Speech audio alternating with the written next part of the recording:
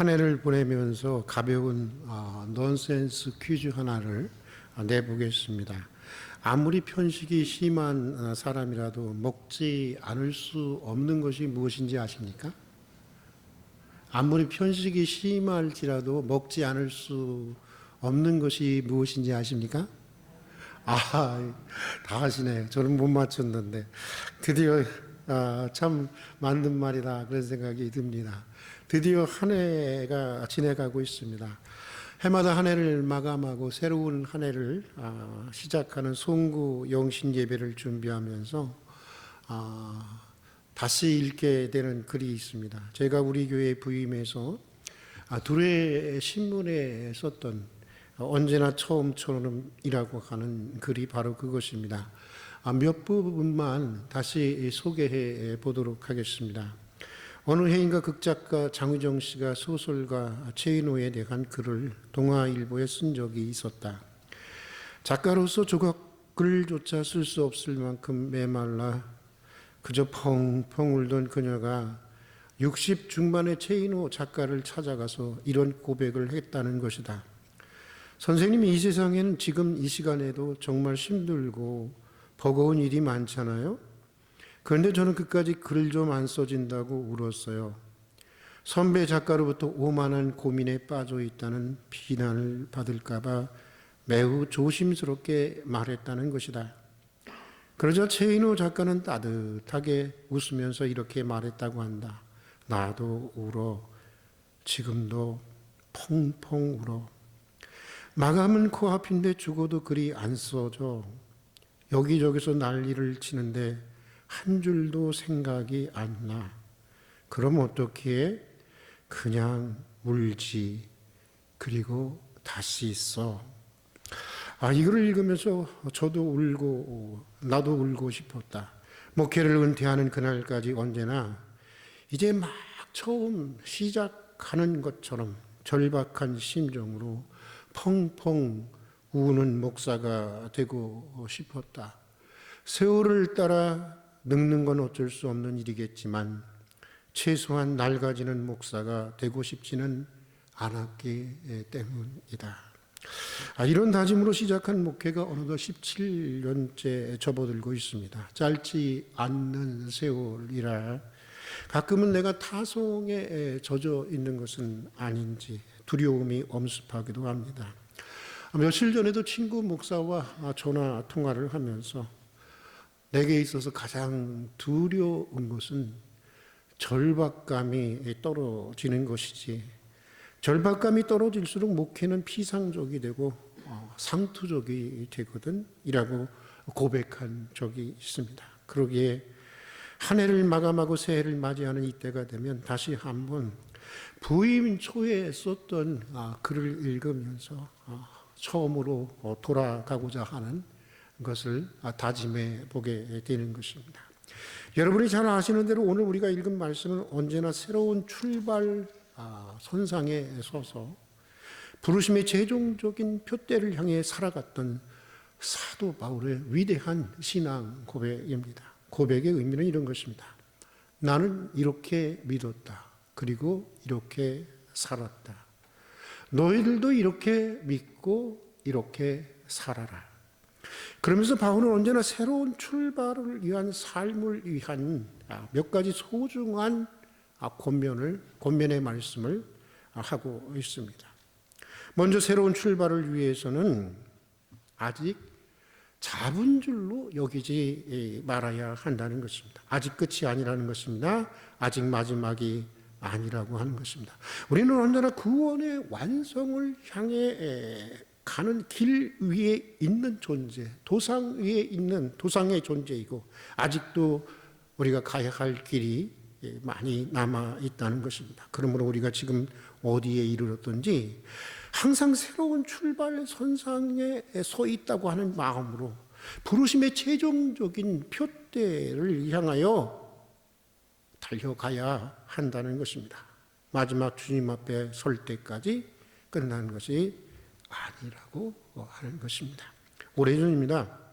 평생 훌륭한 목회를 하시고 은퇴하셔서 많은 존경을, 후배들로부터 존경을 받는 목사님께서 후배 목회자들이 모인 모임에서 강의를 하시다가 정말 목회자 사회에서는 이해할 수 없는 아주 쇼킹한 말씀을 하셨습니다. 이런 말씀이었습니다. 여러분, 나는 목회를 그만두고 나서야 내가 목회자로 하나님의 부르심을 받았다고 하는 것을 알았습니다.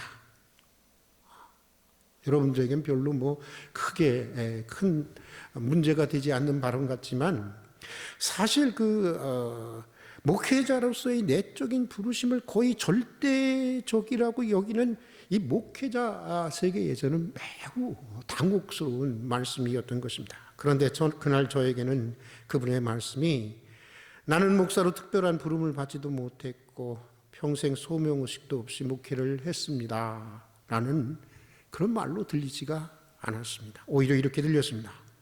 나도 여러분들처럼 목사로 부름을 받았고 여러분들처럼 목사인지 알고 살아왔습니다. 그러나 나는 언제나 내가 아직 목사라고 생각하지 않고 나는 정말 목사로 부름을 받았나, 정말 목사인가라는 물음 앞에서 살아왔습니다. 아마도 모두가 나는 그렇게 들었을 거라고 생각을 합니다. 그래서인지 그분이 더 커 보였습니다. 그리고 그런 삶의 자세가 그분을 그렇게 존경받는 목회자로 세워온 것이 아닌가라고 하는 숙연한 마음까지 들게 되었습니다. 사도 바울도 그런 삶의 자세를 가지고 살았던 사람이었습니다.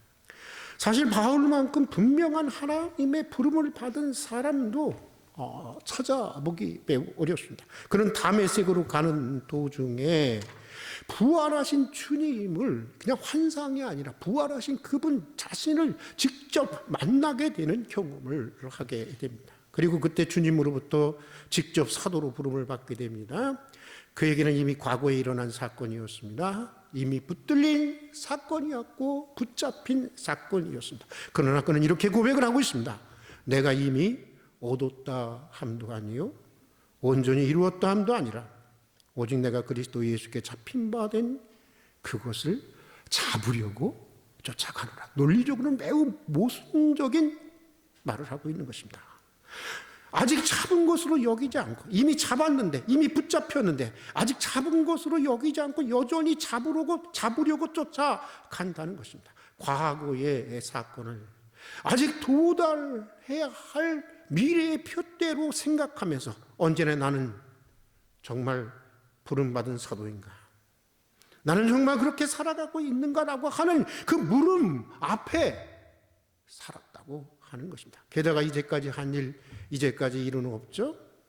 이제까지 한 모든 수고를 다 잊어버리고 이제 막 처음 시작하는 마음으로 하나님의 최종적인 부르심의 표대를 향해서 언제나 새롭게 달려나가는 인생을 살겠다고 하는 것입니다. 아마도 이런 삶의 자세가 예수 믿는 사람들을 잡아 죽였던 바울을 오늘 우리가 아는 위대한 사도로 만든 것이 아닌가 그런 생각을 합니다. 여러분, 직분도 목사, 장로, 권사, 안수집사, 또 인생도 신앙의 삶도 설령 잡았다 해도 아직 잡은 줄로 여기지 마십시다. 이룬 줄로 여기지 마십시다. 실패했다고 절망하지도 말고 성공했다고 자만하지도 마십시다. 끝날 때까지는 끝난 것이 아닙니다. 인생사 세웅지마라는 말이 있지 않습니까?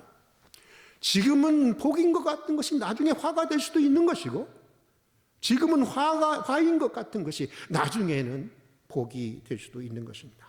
다만 지금 우리가 어디에까지 이르렀던지 마지막 주님의 부르심이 있을 때까지 부르심의 표대를 향하여 언제나 다시 시작할 수 있는 여러분들이 될 수 있기를 주의 이름으로 축복합니다. 자, 또 새로운 출발을 위해서는 오늘 사도 바울은 과거에 묶이지 말아야 한다는 것입니다. 지나간 것은 지나간 것입니다. 자랑스러운 과거이든 부끄러운 과거이든 아픈 과거이든 아쉬움이 남는 과거이든 일단 그것으로부터 교훈을 얻었으면 털어버리라고 하는 것입니다. 그리고 앞을 바라보고 나가야 한다고 하는 것입니다. 여러분, 자동차를 운전해도 그렇지 않습니까? 백밀러만 보고 운전하는 사람은 없습니다.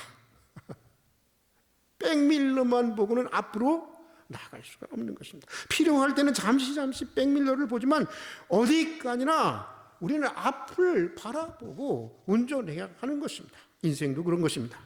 과거로부터 벗어나야 하는 것입니다.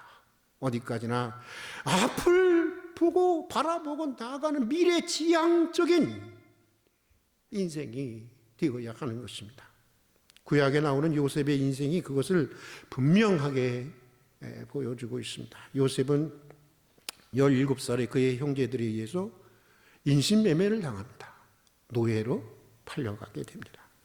그 보드발이라는 그 좋은 주인을 만나서 정착하는가 했더니 그 아내의 모함으로 다시 30살이 되기까지 궁중의 깊은 감옥에 갇혀 살게 됩니다. 매우 기구한 인생을 살았던 사람입니다. 그런데 어느 날 갑자기 요셉은 하나님의 은혜로 애굽의 총리가 됩니다. 그리고 결혼을 해서 첫 번째 아들을 낳게 되는데 요셉은 그의 이름을 므낫세라고 지었습니다. 므낫세라는 이름은 우리 한번 같이 따라서 해보겠습니다. 나로 나의 모든 고난과 나의 아비 집의 모든 일을 잊게 하셨다. 참 좋죠? 이런 은혜가 여러분에게 있기를 바랍니다.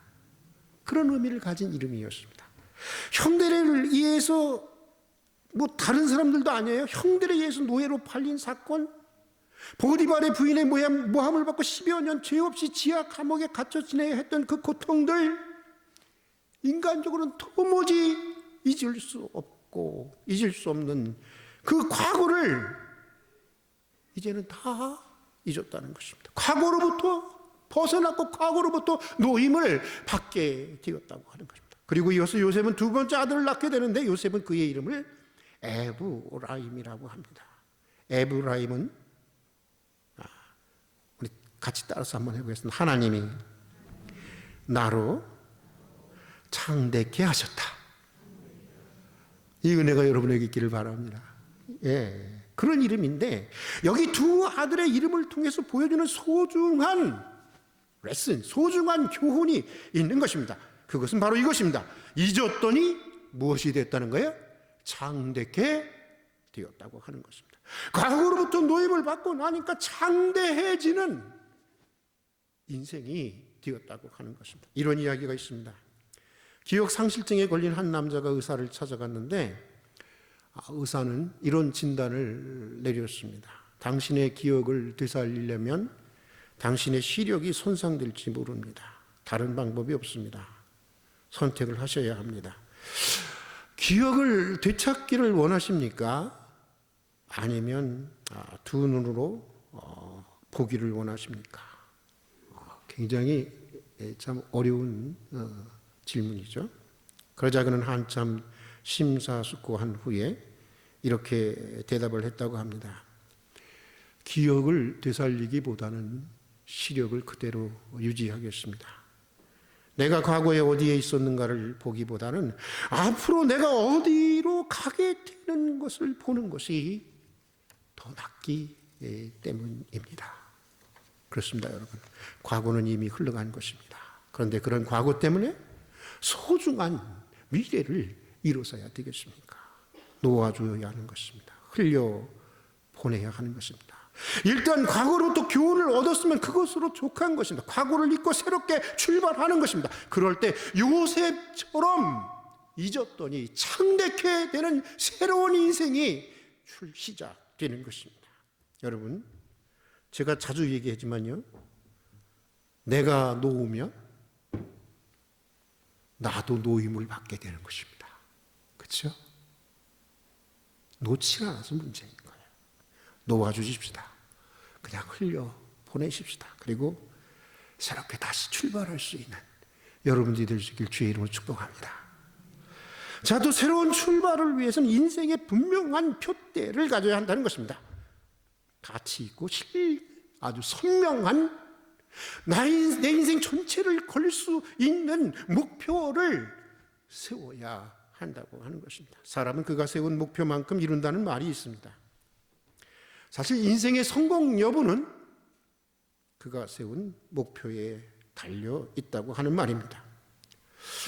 어떤 의미에서 우리가 가지는 고민이나 근심, 그리고 행복이나 불행은 사실은 우리 자신이 세운 목표에 따라서 결정된다고 해도 과언이 아닌 것입니다. 우리 자신이 세운 목표를 가지고 우리 자신의 인생을 평가하기 때문인 것입니다. 그렇죠? 그러고 보면 실패라고 하는 것이 따로 있는 것이 아닙니다. 인생의 목표를 잘못 세우면 그것이 곧 실패인 것입니다. 성공하는 인생이 되려면 무엇보다 제대로 된 인생의 표대, 인생의 목표를 세워야 하는 것입니다. 여러분, 우리 그리스도인들에게 제대로 된 목표가 무엇일까요, 여러분? 부활의 날에 하나님이 인정하시고 우리가 얼굴로 주님을 배우는 그날에 하나님의 영원한 상급이 보장되는 목표인 것입니다. 그가 아무리 이 땅에서 화려한 인생을 살고 성공적인 인생을 살았다고 하더라도 부활의 날에 우리가 얼굴로 주님을 만나는 그 마지막 날에 하나님이 인정하지 않는 인생이라면 그것은 참으로 헛된 인생이고 불행한 인생이 아닐 수 없는 것입니다. 그래서 바울은 이렇게 말하고 있습니다. 나는 어찌하든지 죽은 자 가운데서 부활에 이르려 하노라. 그래서 표대를 향하여, 그 목표를 향하여 하나님이 위에서 부르신 부름의 상을 위하여 쫓아가노라. 여러분의 인생의 목표는 무엇입니까? 여러분이 바라보고 있는 궁극적인 인생의 표대는 무엇입니까? 바울이 쓴 서신들을 보면 바울의 인생의 목표는 이런 것이었습니다. 예수님을 날마다 더 깊이 알아가는 것이었습니다. 이것을 위해서 전에 유익했던 모든 것들을 배설물처럼 버릴 수 있다고까지 그는 말하고 있습니다. 또 바울의 목표는 예수님을 날마다 더욱 닮아가는 것이었습니다. 예수님의 생각을 닮아가고 예수님의 말을 닮아가고 예수님의 행동을 닮아가는 것이었습니다. 심지어 그는 예수님의 고난과 죽음까지도 본받고 닮고 싶다고 말하고 있습니다. 살든지 죽든지 망하든지 흥하든지 갇히든지 자유하든지 병들든지 건강하든지 다만 내 인생을 통해서 그리스도가 존귀해지기를 원한다고 하는 것입니다. 이것이 바울의 인생의 목표였어요. 바울의 인생의 표대였던 것입니다. 또 바울의 목표는 무엇보다 복음의 증인으로 살아가는 것이었습니다. 그래서 사도행전에 보면 바울은 이렇게 고백을 합니다. 오직 성령이 각성해서 내게 증언하여 결박과 환난이 나를 기다린다고 하나 내가 달려갈 길과 주 예수께 받은 사명 곧 하나님의 은혜의 복음을 증거하는 일을 마치려 하면은 나의 생명을 조금이라도 귀한 것으로 여기지 아니하노라. 이것이 바울의 목표였고 바울의 표대였던 것입니다. 여러분, 어떤 인생의 비전, 어떤 인생의 목표를 가지고 있습니까? 아니, 2023년 새해 여러분은 어떤 소원과 계획과 꿈을 가지고 계십니까? 이제 2022년이 지나고 2023년 새해가 되었습니다. 12시 10분이네요 지금. 네.